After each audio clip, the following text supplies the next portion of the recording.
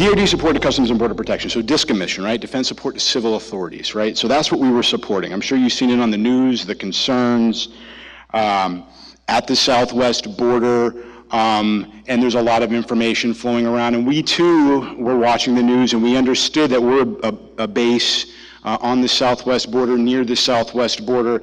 And then we heard rumblings that the president had hinted at pushing troops towards different installations on the southwest border. Us being in Tucson, Arizona, an hour from the border, that piqued our interest, okay? On 25 October, POTUS directed DoD support to Customs and Border Protection, also known as Operation Faithful Patriot. They essentially requested support from DoD to aid the mission to secure the southwest border, so that meant ground troops, that meant rotary wing aircraft, it meant many other things. We have a rotary wing mission at Davis Monthan Air Force Base, so you do process of elimination. That kind of shifted this NORTHCOM's needs toward Davis Monthan, given that we had the capabilities to host fixed wing, rotary wing, and we also had a large installation with open land, and I'll talk about that in a little bit. And so what happened next was NORTHCOM directed our North to conduct site surveys at a variety of installations. They visited Davis Monthan Air Force Base on 27 October. We gave them a windshield tour of the installation. We showed them what we had, the capabilities that we had and that we did not have. We showed them a nice big piece of land, right? And we said, this is a nice piece of land right here called Sunglow City. And that's what we dubbed it, on the north side of the base, right? But it did not have any capability to house troops. It was a barren piece of land. They left the installation that day. They drove down to Fort Huachuca, which is literally on the border and is an Army base. And we figured, that's it. That's all we'll see of our folks from our North. Bye, see you later. 24 hours after that, they said, Davis Monthan Air Force Base, we're gonna bed down 500 to 2,500 Army troops at your installation so that they can operate out of and to conduct this mission. So that's when we got concerned. We started to realize that we're gonna have to put in place some infrastructure, a tent city, to support these troops. I believe I can go back. Okay. So that brings us to 30 October. Our wing activated their CAT, and we started to determine what we needed to support this mission.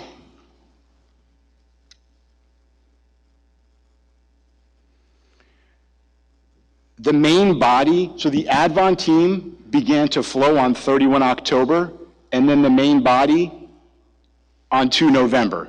So that gave us 72 hours to put in place an infrastructure to support all of the Army troops. And so what we decided to do was to house them in hangar space in some tents that we had. But we did not have the tents to support 2,000 personnel that we were expecting. So what we did was we piecemealed a solution together. We reached out to BEAR, the Material Maintenance Squadron at Holloman, and we received 2 BEAR kits. They were pretty busy with Hurricane Tyndall response, but they were able to support. We also contracted out for life sustainment services. So think food, sanitation, and all of the necessary equipment to build out the tent city, okay? And so that brings us to like our first obstacle, which was the pace of the deployment. And what we realized with boots on ground in 72 to 96 hours, that we had to conduct market research, solicit, and award contracts in an extremely compressed time. So if you think of the standard acquisition timeline as this, we were asked to do this. And so what we realized was that letter contracts were going to have to be awarded, similar to what was done with AFCAP, and we executed those letter contracts. We communicated with Colonel Blau and we said, hey, listen, this is what we're thinking about doing. We want to put in place a letter contract for hygiene services. We also want to put in place a letter contract for a commercial kitchen capability. The only way to provide sanitation and to feed troops in a compressed time. And that's what we did. And I can tell you, like Colonel Blau said, they were very busy supporting Hurricane Tyndall, but when I gave When I made that call and his response back was, listen, you've got a mission coming to you, you have to support, you've got my backing, that's all I needed. I've got the backing of my contracting leadership up at ACC.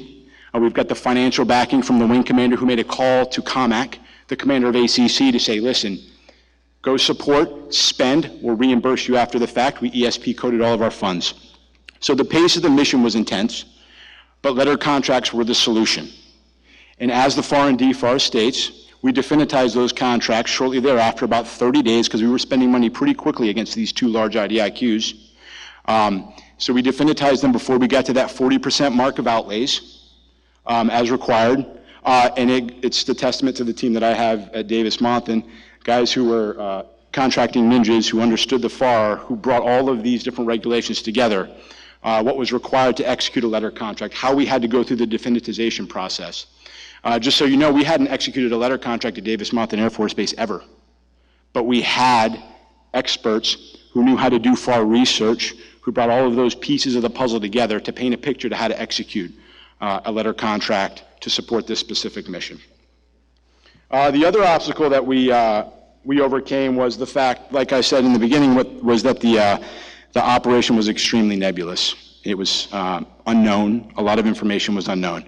We would shoot up RFIs, requests for information, to ACC, to R North, to Northcom, to say, hey, what's going on? How many troops are coming? When are they coming? And they just didn't know. It was a fast-moving train.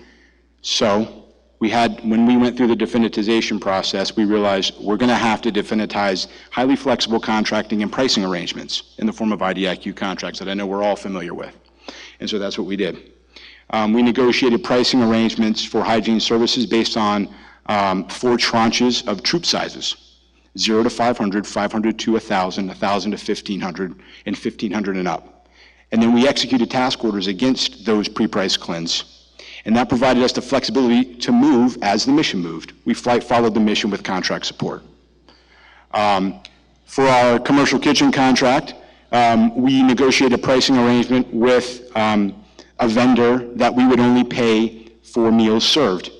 And so we weren't outlaying and committing tons of resources to meals and food services that would never be provided. And the contractor agreed to it, we negotiated that, and that saved us a ton of money. And it was also a flexible arrangement as well. I will tell you, the vendor base that supported us, we kind of got lucky, because the commercial kitchen contractor and the hygiene service vendor, they had actually just come off the California fire season. So I don't know if you recall, back in fall of 2018, there were some pretty serious fires in California, and these contractors had just come down from supporting those missions. They had parked all of their assets and equipment, and about a day after that, we called and we said, hey, we need your support. And they stood up and they drove their assets from California, and they were on site, mobilized in an extremely short period of time. Building those relationships with the vendor base is absolutely imperative. And so when we look forward in how we're going to build out bare bases and dynamically employ forces in different AORs, I think we need to think about those vendor bases and making sure that we have a deep understanding of what the vendor base can provide and can't provide in those AORs. It's absolutely imperative. We can't go in and think that what we did at Davis-Monthan Air Force Base is transportable to what we would need in the UCOM AOR or the PACOM AOR, and that's where we need to lean on a FICA KU and a FICA KH, those experts that have that understanding of the vendor base. The slides that I have behind you, they're kind of all over the place, and they're just some pictures, and I wanted to show you kind of some of the things that we did, really my talking points, really convey what we did, and the things that, the obstacles that we overcame. Just a couple lessons learned, and I'll move through these slides. Here was the plot of land that I was talking about before, right? No facilities, water, power generation, okay? And here's what it looked like before, right? So it was nothing. It was a barren piece of land. Davis-Monthan Air Force Base 355th Mission Support Group was asked to build a bare base for 2,000 troops in a ridiculously short and compressed time frame, and we did that, okay? And it was built in a week. And we were constantly tracking our ability to bed down and feed troops. And this is the after picture. And this was done in a week. Some of the best contingency training that we've ever had. You can build reality into an exercise only so far. General Trevino said that they simulate contracting in some exercises. I believe somebody mentioned that. You can't simulate what we did here. It's amazing, and this is one of my lessons learned, and I'm going to jump right to it, how much contracting was relied upon to build out this bear base. It surprised even me. The structured thought process that went into resourcing decisions was something like this, and this is how I kind of bring it together in a common sense manner in my mind. It was, do we have the capability organically at the installation level? So does Davis-Monthan Air Force Base have that capability? Yes or no? If no, does another Air Force installation have that capability that we can lean on? Yes or no? Or if they have the capability, can they deliver it to us in time to build out a bear base? Most of the decisions went, no, no, can we contract for it? And so requirements started to flow at us at a rapid pace. And so one of the lessons learned, and if you ever get the opportunity to build out a bear base like this, and you may, given the current world events and all the things that we've talked about today, I would say don't undercut the importance of contracting in support of building out bear bases, specifically in the joint environment. It's going to be absolutely imperative. And it was proven here. And so I'll give you a big picture of what we put together. So on the top, this is kind of the tent city we built out of nothing. There's the CRISP where all the vehicles were mobilized. You can see in the top left, that's Customs and Border Protection. And that's why another reason why Davis-Monthan was chosen as the base to provide bed-down capabilities to Army troops that were supporting DHS and securing the southwest border, is that we were strategically located with the Department of Homeland Security, right? They are co-located at Davis-Monthan Air Force Base. So leaders could come together from the Army, the Air Force, and DHS, coalesce, come up with a plan, and then act on that plan. Shower trailers, hand washing stations, that was a contract that we put in place. That was the idea, the letter contract that we awarded and then we definitized. And the other major contract that was required to support bed down was a commercial kitchen, just like was 773rd put in place to support tender response. And you can see we actually had to, we got high voltage generators as part of that, the 2 bear kits that were loaned to us.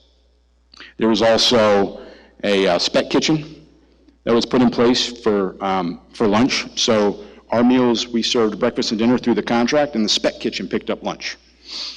There was also a gym, medical, and a mobile field exchange that was brought in to support the Army troops. So they were there over Thanksgiving and Christmas, right? And so our contractor was phenomenal in working with us. They served turkey dinner at Thanksgiving, an amazing Christmas meal. And so it's really inspiring to watch the vendor base stand up and support the Department of Defense in any mission, and it was proven here as well.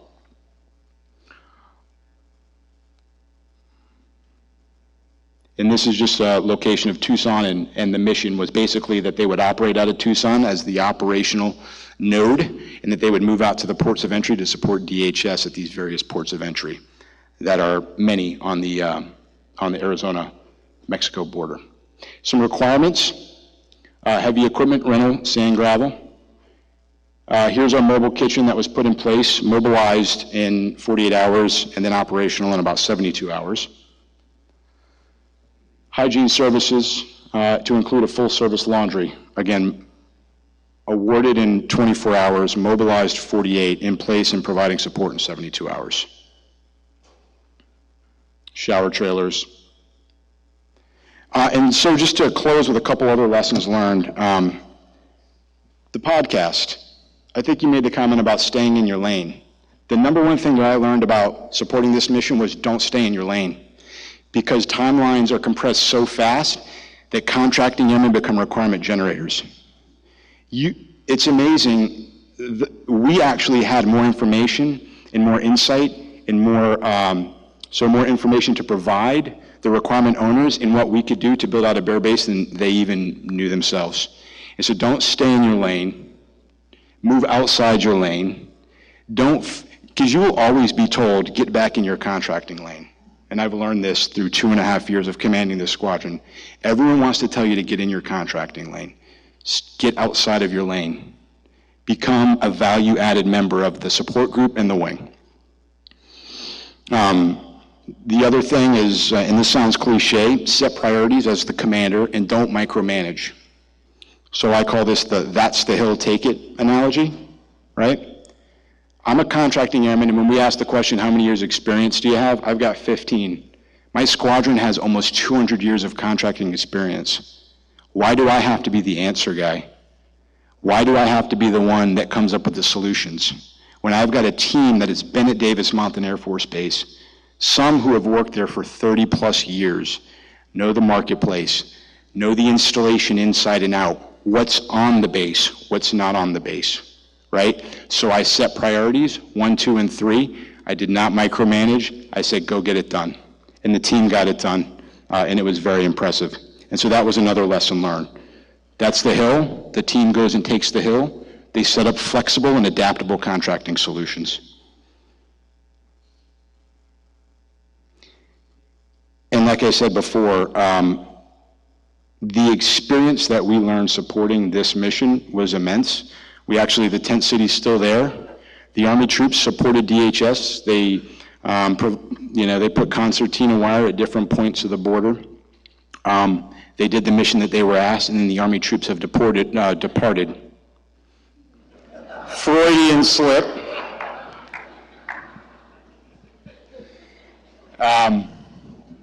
So the Army troops have returned to their home station. But the tent city remains, and so we put in, our contracts were extended. They're in a quote-unquote warm status. We're not supporting an active mission with troops on ground right now. But again, given the news cycle, that could turn back on in a moment's notice, and we're ready to support. So just quick closing. I don't think anything that we did was revolutionary. It was one of those things where we did what we were asked to do. And I think that that's what everybody in this room does, and they don't realize that what they do is so important, that just doing your job and doing it well and being the expert and being proficient is what we need in contracting. And when we all come together, it can be revolutionary, and it can be innovative, and it can be inspiring, and it can have an absolute difference on the mission. I believe anybody in this room, given the same, if they were put in the same situation, everyone would do the same thing, right? We supported the mission, and that's what we all do. If I had to boil it down to our accomplishments to one key characteristic or trait that was most important to the success of building out this Bear base, it was decisiveness. Our team didn't belabor over the minutia. We knew what the target was. We put in place contracts. The contracts were awarded. We followed the FAR, the DFARs, everything that was required of letter contracts, IDIQs, how to definitize, how to communicate that up and get approval from a FICA KC. But we didn't belabor the point, and we just moved on and we supported the mission. I think just be cognizant of that when you're in a situation supporting a contingency event. You've got to move, and you've got to move quickly. So again, we held the keys to success on many aspects of this mission. We decided, we acted. In my mind's eye, that's one of the many tenets of what it means to be a mission-focused business leader, right? Decide and act, right? The mission doesn't wait. If you don't decide and act, somebody will do it for you. The men and women of 355 Collins proved that in spades. Natalie Collins got the opportunity to brief General Goldfein on what we did. And Joanne Squire, Ryan Keller, Christopher Rainey, I could go on and on. The squadron as a whole came together. And we came together because the airmen in that squadron have the right culture, and they know what it means to support the mission. They know what it means to be mission-focused business leaders, and they buy into it wholeheartedly. Thank you.